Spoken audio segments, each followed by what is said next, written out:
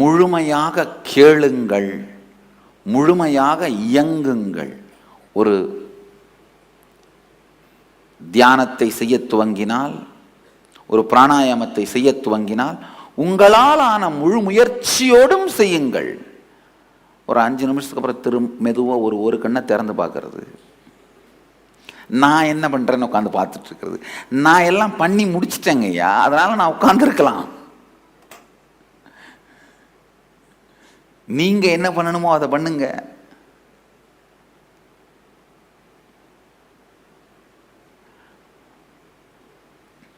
ஒருத்தர் அப்படி தான் கேட்டார் ஒரு தியானத்தில், ஒரு பிராணாயாமத்தப்போ மெதுவாக கண்ணை திறந்து பார்த்து, நீங்கள் மட்டும் பண்ணாமல் சும்மா உட்காந்துட்ருக்கீங்க, என்னையே பண்ண சொல்கிறீங்கன்னு கேட்டார்.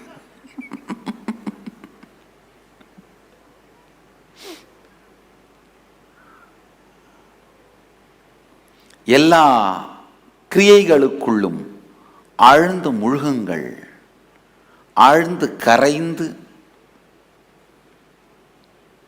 உங்கள் உணர்வே மலர, உயிரே மலர, இந்த ஞான ரசவாதம் நடைபெறுவதற்கு அனுமதியுங்கள்.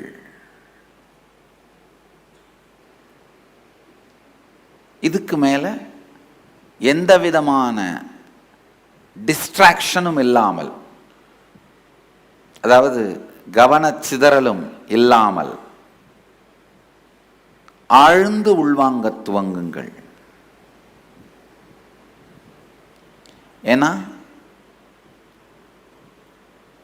உண்மையில் இந்த தொலைக்காட்சியினாலும் ரிமோட் கண்ட்ரோலாலையும் நாம் ஒரு விஷயத்தை கவனிக்கின்ற சக்தியை இழந்து விட்டோம். அதிகபட்சமாக 90 வினாடிகள், 1.5 நிமிஷம்தான் ஒன்று விஷயத்தை கவனிக்கிறோம். அதுக்குள்ள நமக்கு பிடிக்குது இல்லைன்னு பிளான் பண்ணுவோம். பிடிக்கலன்னு தோணுச்சுன்னா உடனே என்ன, டக் சேனல் மாற்றிடுவோம்.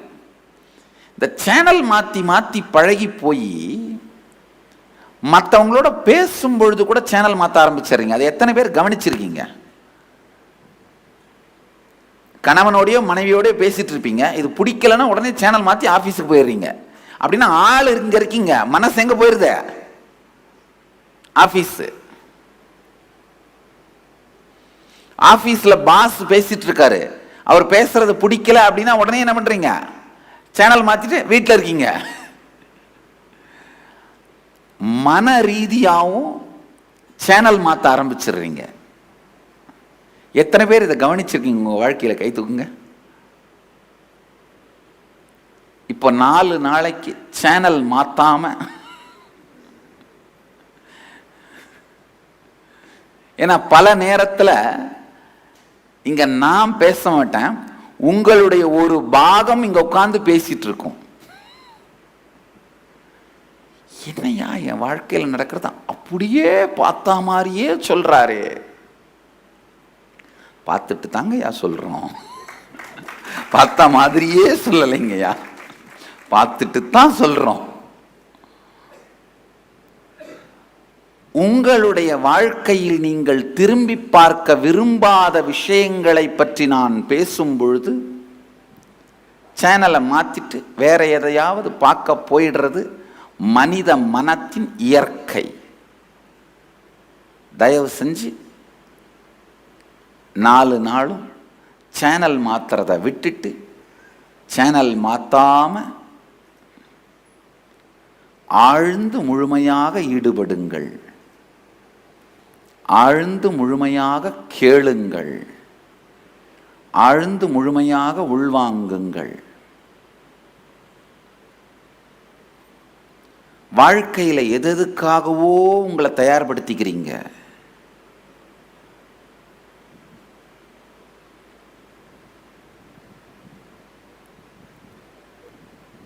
படுக்கிறதுக்கு பெட்ரூமை கட்டிக்கிறீங்க,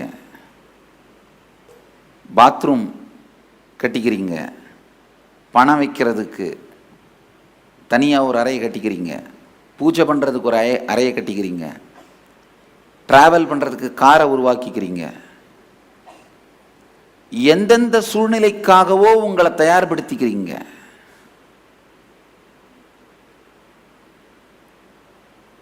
உடம்பு சரியில்லாமல் போனால் ஆஸ்பத்திரிக்கு செலவு பண்ணுறதுக்கு இன்சூரன்ஸ் கூட எடுத்து வச்சிடுறீங்க. ஆனால் கட்டாயமாக நம்ம எல்லார் வாழ்க்கையிலையும் வந்தே தீரப்போகின்ற, ஆனால் நாம் யாருமே நம்மை தயார்படுத்தி கொள்ளாத ஒரு நிகழ்வு மரணம். வந்தே தீரப்போகுது. யாருமே நம்ம அதுக்கு தயார்படுத்திக்கிறது இல்லை. தயார்படுத்திக்கிறதுக்கு சொல்லித் தருவதற்கும் நபர்கள் இல்லை.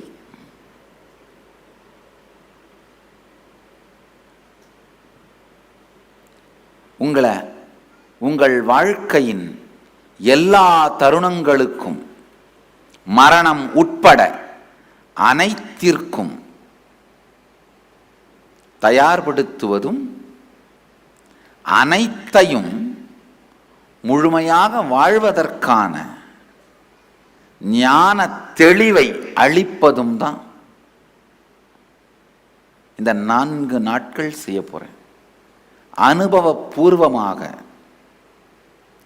உங்களுடைய வாழ்க்கையின் எல்லா தருணங்களையும் மரணம் உட்பட எதிர்கொள்வதற்கான தெளிவையும் ஞானத்தையும் வெறும் மூளையா இல்லை, எண்ணத்தால் இல்லை, அனுபவபூர்வமாக உங்களுக்கு அளிப்பது தான் இந்த நித்திய கிரியா யோக நிகழ்ச்சியினுடைய நோக்கம்.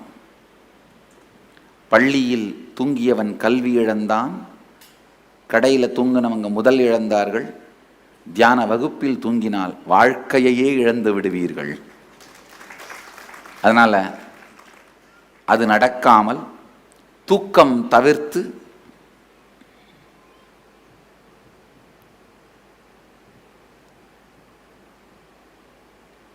முழுமையாக ஆழ்ந்து இந்த நிகழ்ச்சிக்குள்ள ஈடுபடுங்க. ஒரு கரும்பை முறுக்கி பிழிந்தால்தான் சாறு வரும். சாறை கொதிக்க வைத்தால்தான் சர்க்கரையாகும், வெல்லமாகும். நம்முடைய உடலையும் மனதையும் முறுக்கி பிழியத்தான் நம்முடைய சாறு தனியாகும், தேவையில்லாத சக்கை தனியாகும். சாறை கொதிக்க வைத்துத்தான் இனிமையான இனிப்பான ஞான வெல்லத்தை வாழ்க்கையில் உருவாக்க முடியும். நம்ம செய்ய போகிற ஒவ்வொரு கிரியையுமே உங்களுடைய உணர்வையே உருக்கி உங்களை தூய்மையாக்குகின்ற ரசவாதம். மாணிக்கவாசக பெருமான் சொல்வார், ஊனினை உருக்கி உள்ளொளி வெறுக்கி. ஊனை உருக்கி உள்ளொளியை பெருக்கும் அந்த சூக்ஷ்மம் தான் நித்திய கிரியா யோகா. வேற எந்த விதமான மனச்சிதறல்கள், கவனச்சிதறல்கள் இல்லாது ஆழ்ந்து சிறு செயலிருந்து பெரும் செயல் வரை எல்லாவற்றிலும் ஆழ்ந்து மூழ்கி கலந்து கொள்ளுங்கள். ஓ, காலையில் யோகாவா? அது சாமி வரமாட்டார்ப்பா. எங்கள் மகன் சொன்னார், எங்கள் டிஸ்ட்ரிக்ட் மகன் சொன்னார், சாமி வரமாட்டாராம். அது நம்ம மத்தியானம் மெதுவாக போய்கிட்டா போதும் அப்படின்னு அவாய்ட் பண்ணாமல், இந்த செஷனுக்கு போகலாம் அந்த செஷனுக்கு போக வேண்டான்னு முடிவு பண்ணாமல், தயவு செய்து முழு நிகழ்ச்சியிலும் கலந்து கொள்ளுங்கள். நான் யோகா பண்ணி முடிச்சிட்டேன், அதனால் நான் காலையில் வரலைன்னா பரவாயில்ல, ஆனால் நீங்கள் இப்போ தான் பண்ண ஆரம்பிக்கிறீங்க. எந்த செஷனையும் மிஸ் பண்ணாமல், உண்மையில் பார்த்தீங்கன்னா இந்த நிகழ்ச்சி வடிவமைச்சிருக்கிறதே எப்படி பண்ணியிருக்கேன், உங்கள் உணவு உறக்கம் எல்லாத்தையும் அருமையாக வடிவமைச்சிருக்கேன். கட்டாயமாக டயர்ட்னஸ்ஸே வராது. நீங்களாவே ஆடா போய் என்னப்பா பண்ண போகிறோம், இப்போ போகலன்னா நம்மளை என்ன கேட்க முடியும் அப்படின்னு நீங்களாவே உங்களுடைய மனத்தடையினால் வராம விட்டால் உண்டே தவிர உண்மையில் உங்களுக்கு உடல் வலியோ டயர்ட்னஸோ இருக்கவே இருக்காது. ஏன்னா நிகழ்ச்சி அப்படித்தான் வடிவமைக்கப்பட்டிருக்கு.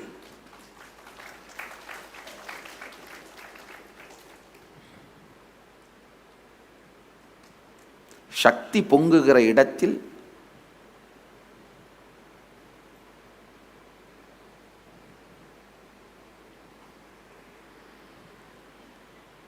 டயர்ட்னஸுக்கு ஏது இடம், சோர்வுக்கு ஏது இடம்? சோம்பல் தனம் வேணா இருக்கலாம், அது உங்க விருப்பம். சோர்வு இருக்கவே முடியாது.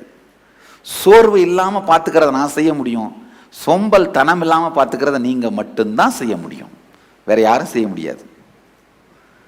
சோர்வு இல்லாம இருக்கிறத பார்த்துக்கிறது என்னுடைய பொறுப்பு, சோம்பல் தனம் இல்லாம பார்த்துக்கிறது உங்களுடைய பொறுப்பு.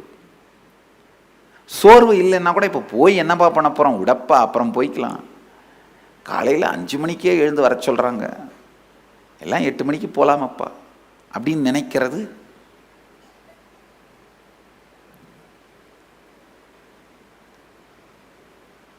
சோம்பல் தனம். சோம்பல் இல்லாது முழுமையாக ஆழ்ந்து நிகழ்வுக்குள் இணைந்து இந்த அனுபவத்தை உங்கள் பாகமாக மாற்றிக்கொள்ளுங்கள். இந்த அனுபவத்தை உங்களுடைய சொந்த அனுபவமாக மாற்றிக்கொள்ளுங்கள்.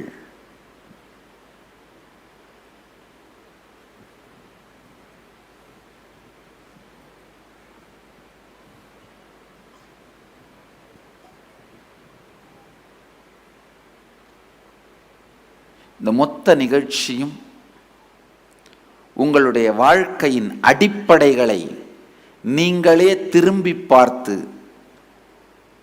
அவைகளை சீரமைத்துக் கொள்ளுகிற நிகழ்ச்சி.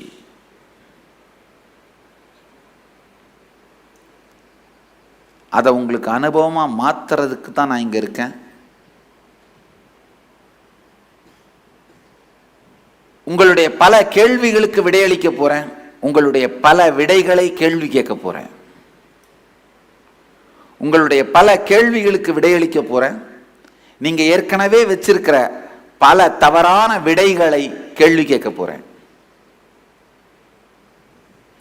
நிறைய தவறான விடைகளை வச்சிட்டு இருக்கீங்க.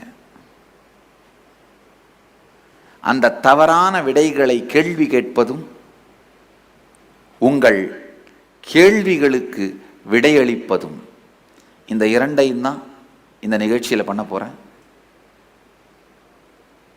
நிறைய உடலை வளைத்து யோகமும், மனதை வளைத்து சிந்தனையும், உணர்வை வளைத்து உள் திரும்பி நோக்கலும் அக நோக்கலும் நிகழப்போகுது. எல்லாவற்றிலும் ஆழ்ந்து ஈடுபடுங்கள். ஆழ்ந்து மூழ்குபவர்களுக்கு மட்டும்தான் முழுமையான அனுபூதி மலர்கின்றது. எதுலேயுமே மேம்போக்காவே வாழுகின்ற மக்கள் இருக்காங்க பாருங்க, எதுலேயுமே மேம்போக்காவே தான் இருப்பாங்க. எதுலேயுமே மேம்போக்காவே தான் இருப்பாங்க. அந்த எதிலுமே மேம்போக்காக இருத்தல்ன்ற மனநிலையை ஒதுக்கி வைத்து எல்லாவற்றிலும் ஆழ்ந்து முழுகத் துவங்குங்கள்.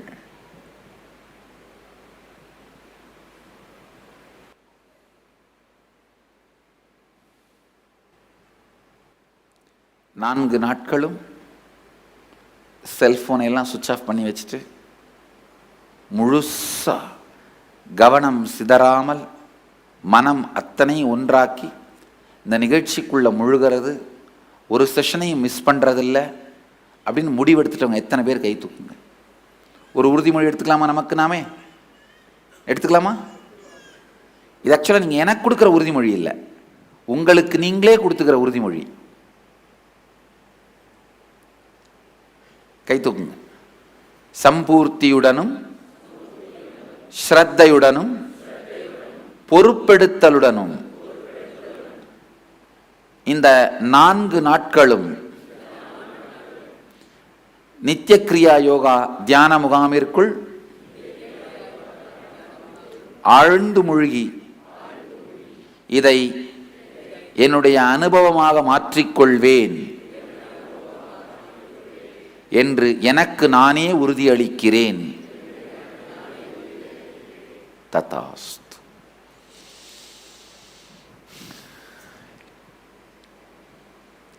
இப்போ அடுத்த வகுப்பு, அடுத்த செஷன் ரொம்ப லாங் செஷனாக இருக்க பொழுது, ஏன்னா உங்களுடைய வாழ்க்கையின் அடிப்படையான பல விஷயங்கள் பற்றி ஆராய போகிறோம், திரும்பி பார்க்க போகிறோம். ஏன்னா அடுத்த செஷன் உங்களுடைய வாழ்க்கையின் முக்கியமான பாகமான மரணத்தை பற்றியது. தூங்குனீங்கன்னா வாழ்க்கையே இழந்துருவோம். அடுத்த வகுப்பில் சந்திக்கலாம். ஆனந்தமாக இருங்கள்.